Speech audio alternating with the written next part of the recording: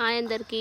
ఈరోజు మా ఇంటి ముందు గార్డెన్లో అనమాట పచ్చిమిర్చీలు, ఇవన్నీ పచ్చిమిర్చీలు వచ్చినాయి చాలా. అంటే ఒకటే అది పడిందనమాట. ఎత్తు పడితే ఇంత పెద్ద చెట్టు అయ్యింది. ఇన్ని పచ్చిమిర్చీలు కాసినాయి. నెక్స్ట్ నేను ఇక్కడ గోరింటాకు చెట్టు పెద్ద ఉంటే చనిపోయింది అనమాట. సరే అని చెప్పేసి కొమ్మ తీసుకొచ్చి పెట్టాను. ఇంత పెద్దగా అయిపోయిందండి కొమ్మకి. ఇక్కడ తమలపాకు చెట్టు పెట్టాను. ఇది కూడా పెద్దగా అయిపోతుంది. తర్వాత ఇది తులసమ్మ. ఇక్కడ శంకుపూల చెట్టు ఉంది. ఇంకా తులసమ్మలు చాలా వస్తున్నాయి ఇక్కడ. మొన్ననే ఒక చామంతి చెట్టు పెట్టాను.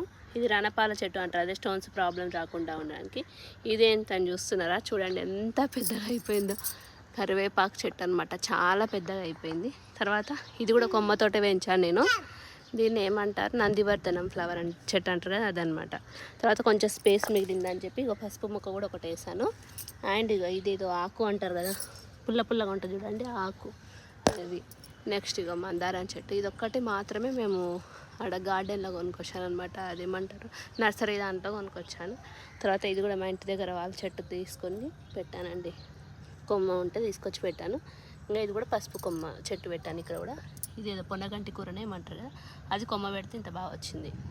ఈ పసుపు ఇవేమో బంతిపుల్లా ఉన్నాయి కానీ చాలా బాగున్నాయి. బంతిపుల్లా కాదు, చామంతిలాగానే అనిపిస్తున్నాయి కొంచెం డిఫరెంట్గా. ఇంకా ఇదనమాట మా ఇంటి ముందు గార్డెన్ అనమాట ఇదంతా. ఇంకా కరివేపాకు కొంచెం మొలకలు కూడా వస్తున్నాయి చూడండి ఇక్కడ. థ్యాంక్ యూ సో మచ్ అందరికీ. Bye bye.